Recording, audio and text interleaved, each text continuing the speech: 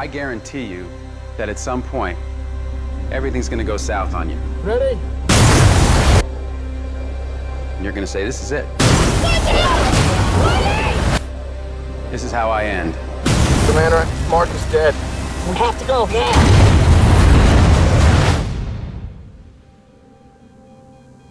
Now you can either accept that, or you can get to work.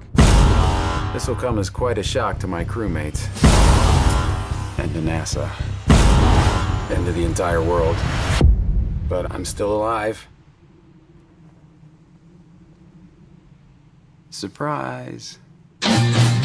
Here's the rub. It's gonna be 4 years for another mission to reach me. And I'm gonna have designed to last 31 days. So I gotta make water and grow food on a planet where nothing grows.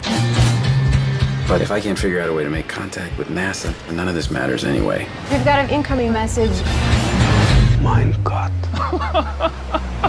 Mark Watney's still alive. In your face, Neil Armstrong. There must be some kind of way out of here. Okay, so let's do the math. I have enough food to last for 50 days. He's going to starve to death long before we can help. There's too much. So I'm gonna have to science the shit out of this.